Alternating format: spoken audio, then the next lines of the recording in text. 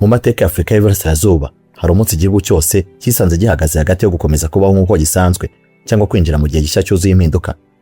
Hari tariki ya mbere Kanama 1942 ubwo Kenya yazindukiye mu rujijo rukomeye. Abaturage bafunguye radiyo bumva itangazo ritangaje rivuga ko ubutegetsi bwa Perezida Daniel Arap Moi bwahiritswe, ko igihugu gifite ubuyobozi bushya ndetse ko ingabo zamaze kwigarurira ibigo bikomeye by'igihugu. Mu masaha make yonyine byasaga nkaho imyaka mike y'ubutegetsi bwa Moi yari irangiye burundu. Ariko se ninde wari inyuma y'uyu mugambi? Ni gute abasirikare bato bashoboye gufata radiyo y'igihugu n'ibirindiro bya gisirikare? Kubera iki bamwe mu banyakenya babyakiriye nk'inkuru nziza mu gihe abandi bari mu bwoba bukomeye? Ese niki cyatumye Coup Etat yasaga nk'iyatsinze ihinduka gutsindwa mu masaha atarenze 28? Uyu munsi tugiye gusubira inyuma muri rwa ruhererekane rwa za Coup Etat zo muri aka karere, tuvuga ku mpinduramatwara zabaye muri Kenya, tukareba uko Perezida Daniel Arap Moi yarokotse irikwa ry'ubutegetsi ku munota wa nyuma.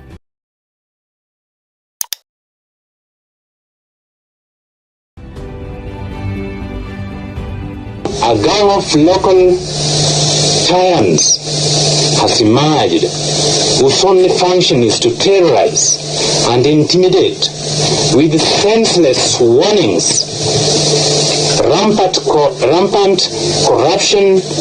Bafite umurimo umwe rukumbi wo gutera abaturage ubwoba no kubatoteza binyuze mu miburo idafite ishingiro. Ruswa, ivangura rishingiye ku moko n'ikene wabo byatumye ubuzima bwacu bugera ku rwego rutihanganirwa muri sosiyete yacu. Ubukungu bw'iki gihugu bwasenyutse kubera ruswa n'imicungire mibi. Ikibazo cy'ubuzima muri Kenya uyu munsi kiri mu biri hejuru cyane ku isi. Umunyakenya usanzwe ntakibasha kubona ibyangombwa by'ibanze bikenewe mu buzima kubera izamuka rikabije ry'ibiciro bikenerwa bya buri munsi nk'ibiribwa, amazu, ubukode bwayo, ubwikorezi n'ibindi. Byongeye kandi abanyakenya bari mu bantu basoreshwa cyane kurusha abandi ku isi muri iki gihe. Muri ibi bihe bikomeye ingabo zacu zumvise ko ari ngombwa kandi zumvise umuhamagaro w'abaturage wo kongera kubohora igihugu cyacu kikava ku ngoyi z'igitugu, gukoreshwa no kunyunyuzwa kugira ngo dusubize abaturage ubwisanzure, icyubahiro n'ubutabera busesuye mu mibereho. Mu by'ukuri tweretse amahanga yose ko nta muntu ku giti cye cyangwa itsinda ry'abantu rishobora guhora rifata abaturage nk'abacakara cyangwa kubambura umudendezo ba sogokuru na ba sokuruza bacu barwaniye n'ubutwari bukomeye kugira ngo bawuzanire iki gihugu. Or take away the freedom which our fathers and grandfathers so gallantly fought to bring to this country.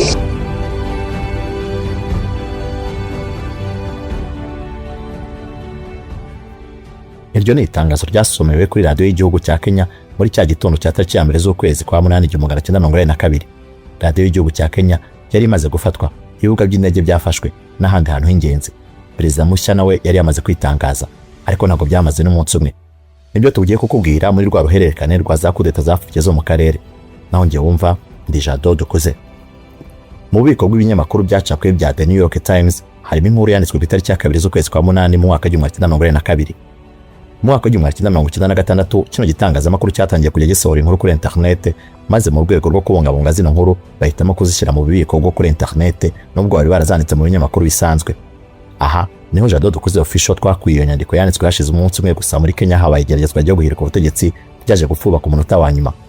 Kuri iyo tariki ya 2 uwari perezida wa Kenya Daniel Arap Moi yatangaje ko ingabo na polisi bigikomeje kumwumvira kandi ko batsinze igerageza by'abasirikare bato mu ngabo zirwanira mu kirere bari bashatse guhirika ubutegetsi bwa gisivili. Muri uwo munsi umwe gusa abasirikare barenga 300 mu ngabo zirwanira mu kirere bari bamaze gutabwa muri yombi, ariko koloneli wari uyoboye Coup Etat yaragishakishwa. Iri ryari igerageza rya mbere ryo guhirika ubutegetsi muri kino gihugu cyo muri Afrika y'Iburasirazuba cyari kimaze imyaka 19 kibonye ubwigenge.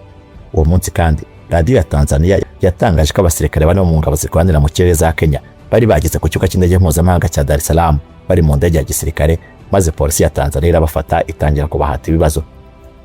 Nk'uko abadiplomate n'abayobozi babitangaje, nibura abasivili 9 bari biciwe i Nairobi mu gihe impfu n'ibyangijwe ku birindiro 3 by'ingabo zirwanira mu kirere byatekerezwaga ko ari byinshi cyane.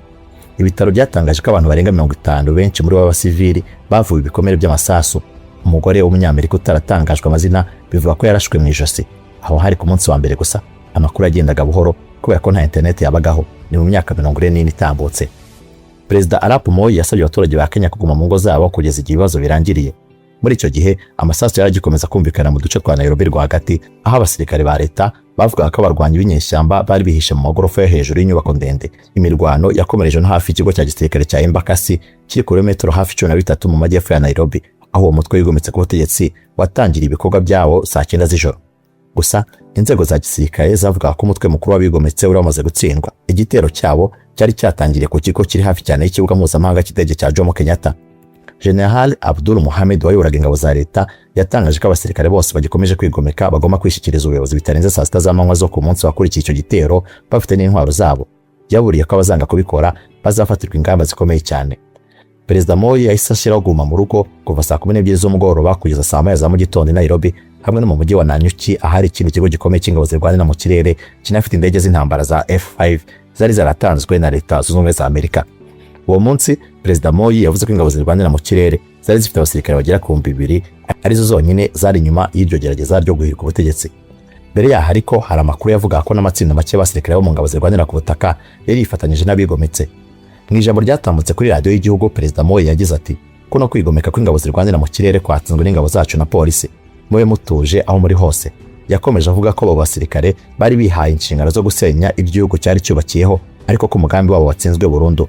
Amakuru y'ako kanya yavugaga ko umuyobozi w'igerageza ry'ihirikwa ry'ubutegetsi yari Colonel Odipo wo muri batayo ya 50 ya Air Cavalry yakoreraga muri cya kigo cya Embakasi. Iyo nguyu ntabwo yari mu bari bamaze gufatwa. Perezida yashimiye abayobozi bamufashe gutsinsura uwo mugambi, harimo umugaba mukuru w'ingabo General Joseph Muringe, umugaba w'ingabo zirwanira ku butaka General Asawe, hamwe na Ben Geti wari komiseri wa polisi.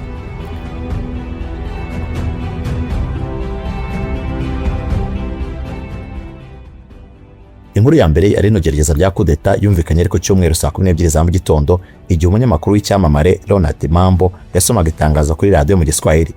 Bivuga ko yari yajyanywe ku ngufu n'abigometse bamukuye iwe kugira ngo aritangaze. Abo bigometse bari biyise The August 1 Revolution, bavuze ko ubutegetsi bwari bwafashwe n'urwego rwiswe National Redemption Council, batangaza ko ibibuga by'indege n'imipaka byafunzwe kandi ko imfungwa zose za politike zarekuwe. Mu butumwa bwabo bashinjaga leta gushyiraho ubutegetsi bw'ishyaka rimwe, kugenzura itangazamakuru, guhonyora uburenganzira bwa muntu binyuze mu guta abantu muri yombi mu buryo bunyuranyije n'amategeko, ndetse no gukoresha igitugu gikabije kibutsaga rubanda ibihe by'ubukoloni. Hari aho uwo munyamakuru yaje gutangaza ati havutse agatsiko k'abanyagitugu b'imbere mu gihugu bafite gahunda zo gutera ubwoba abaturage no kubacecekesha. Ruswa n'ikene wabo byabo byatumye ubuzima bw'abaturage bugorana cyane. Ubukungu bw'igihugu bwarangiritse kubera ruswa n'imiyoborere mibi. Icyo gihe Perezida Daniel Arap Moi yari afite imyaka 58 kandi yari amaze imyaka inasimbuye perezida wa mbere wa Kenya Jomo Kenyatta wapfuye mu mwaka wa 1978. Mu byumweru byari bishize mbere y'iki gikorwa, Arap Moi yari yatangiye gukaza igitutu ku batavuga rumwe na leta, kandi ishyaka rye ryitwa KANU ryari rimaze gutangazwa nk'ishyaka rukumbi ryemewe n'amategeko muri Kenya. Nyuma y'iri tangazo yo kuri radiyo rivuga ko ubutegetsi bwahiritswe kandi ko imipaka yo ku butaka no mu kirere yafunzwe, abantu bumvuga ko ibyo bitaga ibintu byarangiye. Mu kuri nibwo byari bigitangira. Uyu mugambi wari uyobowe n'umusirikare muto rwose witwa Hezekia Ochuka.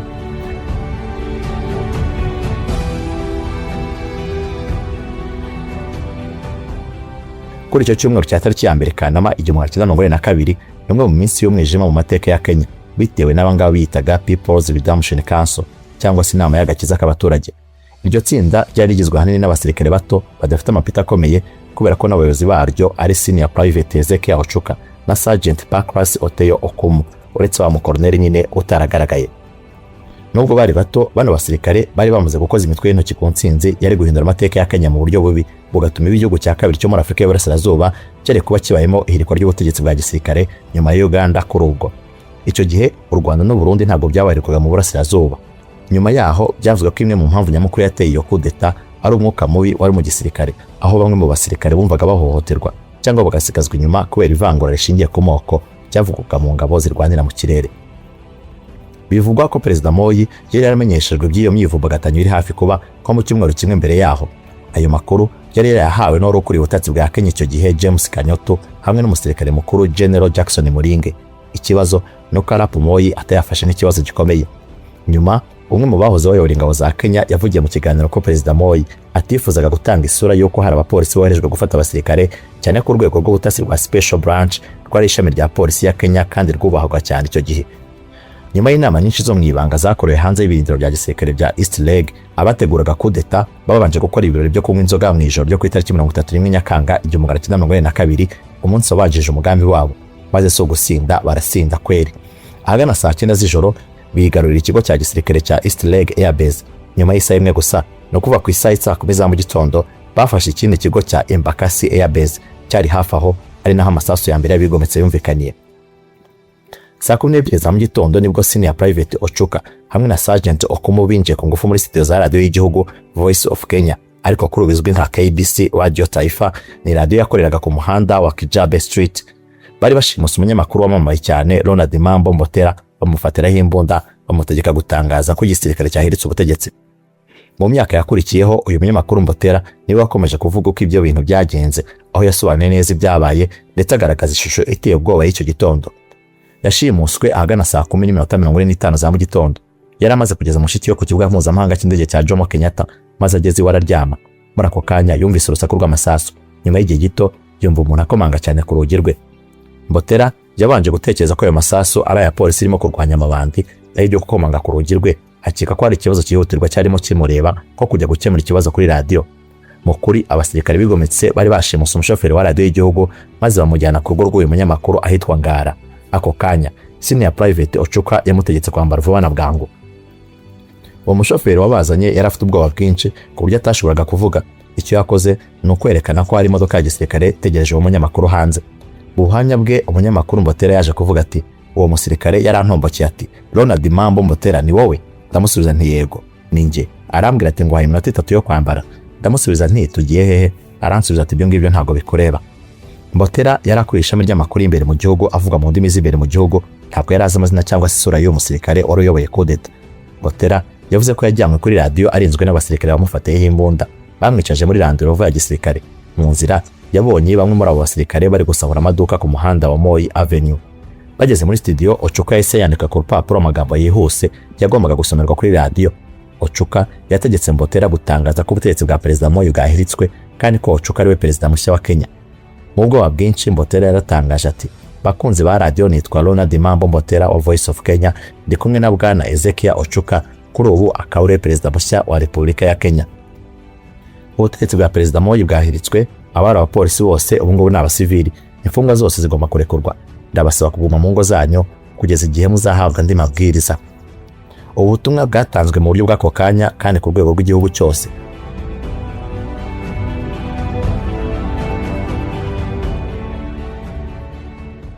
Uretse kwigarurira ibirindiro bya gisirikare by'ingenzi, abigometse bari banamye ko gufata radiyo y'igihugu byari ingenzi cyane mu rugamba rwabo rwo kwamamaza no gukwirakwiza ubutumwa. Mu myaka y'1982 Kenya ntabwo yari ifite radiyo nyinshi nk'izifite muri kino gihe. Voice of Kenya niyo yari uburyo bwonyine bwa elektronike bwakoreshwaga mu kugeza amakuru ku baturage benshi. Iyi niyo mpamvu abo bigometse bari bizeye ko nibamara gufata radiyo y'igihugu ubutumwa bwabo buzagera muri Kenya yose, kandi abaturage bakemera ko ubutegetsi bwamaze guhirikwa. Umwe mu basirikare bari mu babiteguye yaraherereye ku kigo cya gisirikare cya Laikipia Air Base na Nyuki.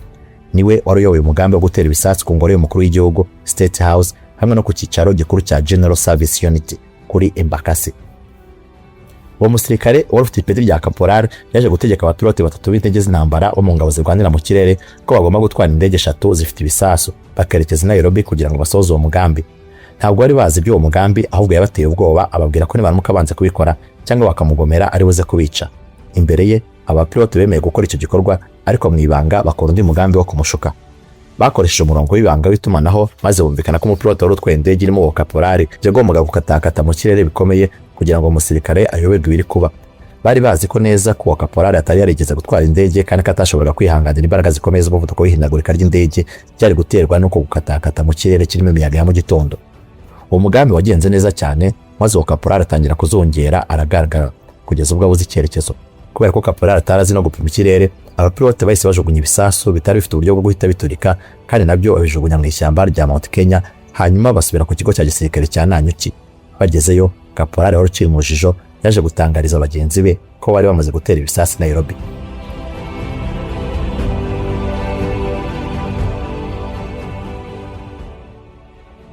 Yaje no kuba amahirwe kubera ko iyo Coup Etat yabaye mu gihe ingabo za Kenya zari ziri mu myitozo ya gisirikare ahitwa Road War.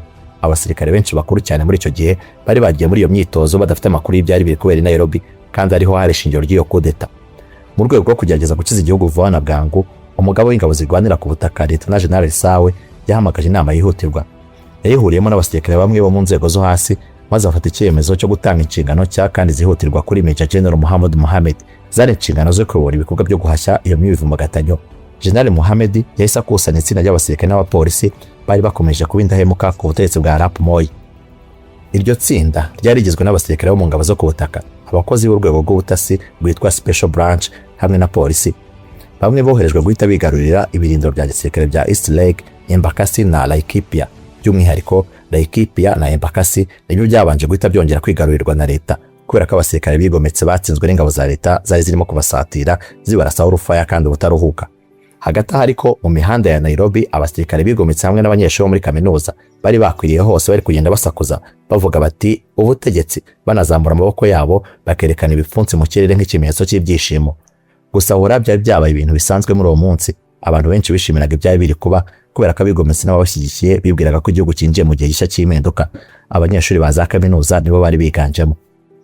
Ubucuruzi bwinshi bwarahungabanye, haba urugomo, maze abantu benshi barakubitwa, abagore benshi bafashwe ku ngufu. Hanyuma nyuma y'isaha imwe gusa, Ronald Mambo Mbotera amaze gusoma itangazo kuri radiyo ko ubutegetsi bwahiritswe, Major General Mohammed Mohamud hamwe n'itsinda ry'abasirikare bamwumviraga baturutse ku kigo cya gisirikare cya Kahawa Garrison binjira ku ngufu muri studio za Voice of Kenya. Intego yabo ya mbere yari gutangaza amakuru mashya arimo gusaba abasirikare bigometse ko bagomba kwishyikiriza leta mu mahoro. Uwo mugambi wahise uhinduka imirwano ikomeye. Abasirikare ba leta baje kwinjira muri studio atari na benshi, dore ko bari 30. Nubwo bari bake, bateje ikibazo gikomeye ku basirikare bigometse. Icyo gihe benshi mu bigometse bari basinze cyane, nyuma ya ryajoro ryose bari bamaze banywa inzoga. Umunyamakuru Mbotera wari wihishe munsi y'ameza muri studio yaje kubivugaho, aho yagize ati abigometse bose barahunze, harimo n'uwari umaze kwita perezida. Kugeza n'ubu umubare nyawo w'abapfiriye muri iyo mirwano yo kuri radiyo ntabwo uramenyekana. Gusa bamwe muri ba basirikare bo mu ngabo zirwanira mu kirere bari bagose studio bari mu bishwe. Ako kanya General Mohammed Mohamud yahise ategeka umunyamakuru Mbotera kongera kujya kuri radiyo. Yamusabye gutesha agaciro itangazo yari yatangaje mbere, noneho akabwira igihugu ko igerageza rya Coup Etat ryamaze guhagarikwa, kandi ko ubutegetsi bwa Perezida Moi hamwe n'itegeko nshinga byongeye gusubizwaho. Mohammed yaramubwiye ati ndi General Mohammed, ndashaka kutangaza ko ingabo za nyazo zongeye kwigarurira igihugu. Umunyamakuru Mbotera yavuze ko yari asanzwe General Mohammed. Ibi byatumye yizera ko akaga kari karangiye kandi ko ubutegetsi bwari bwamaze gusubizwa mu buryo. Kugira ngo abasirikare bari hirya no hino mu gihugu bamenye ko ibintu byari byongeye kugenda neza, General Mohammed yahawe umunyamakuru Mbotera urutonde rw'amazina y'abasirikare bakuru. Yamusabye kubeshya ko abo basirikare bose bari kumwe muri studio za radiyo kandi ko bashyigikiye ibikorwa byo gutsinsura iyo Coup Etat no kugarura ubutegetsi bwa leta. Mu gihe ibi byose byarimo kuba, James Kanyoto ushinzwe ubutasi hamwe nabo bakoranaga bari bahugiye mu guhagarika no kwangiza imiyoboro y'itumanaho y'ingabo zirwanira mu kirere, kugira ngo Senior Private Ochoka nabo bari kumwe batakaza umurongo wa gahunda yabo. Umugabo w'ingabo zirwanira ku butaka General Sawe nawe yategetse ku kigo cy'itumanaho cya East Lake Airbase giterwaho ibisasu. Iki ni cyo Senior Private Ochoka yarakomeje gukoresha yohereza ubutumwa bwo gutera ubwoba no kuvuga ko ari perezida.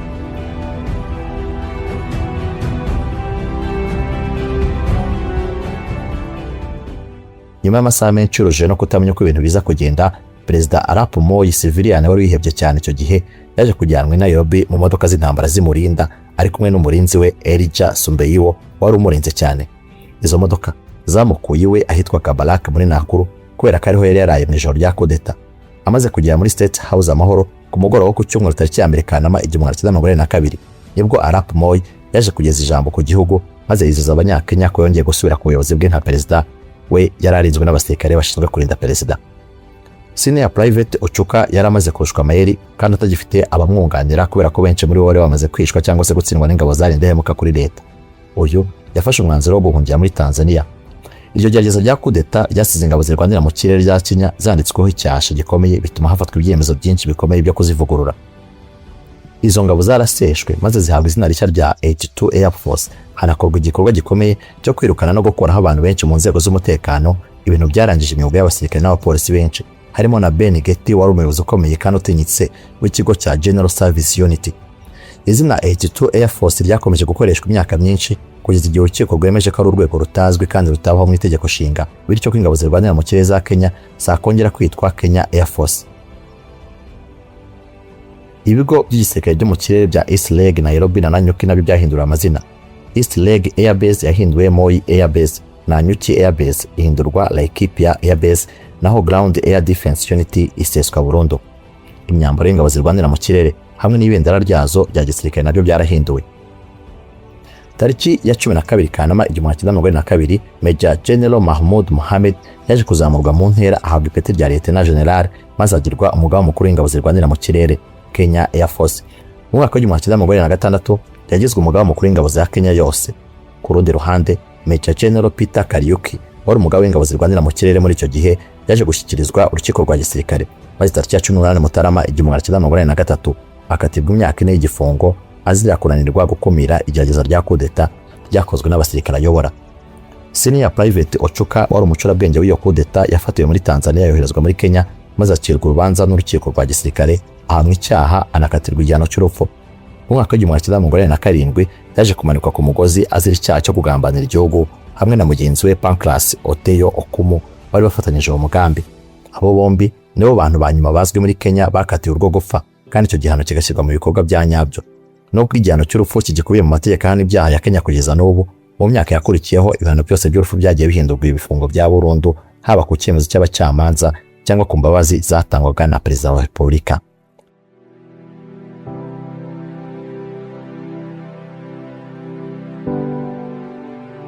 Ngayo nguko ibya Coup Etat yakorewe muri Kenya ikozwe n'abasinzi bifashishije indege za Amerika. Reka tugushimire kukomeje kudukurikirana. Uyu munsi wari umunsi wa nyuma w'uruhererekane rwa za Coup Etat zapfuye muri kano karere, naho ngiye wumva nari Jado tukuze.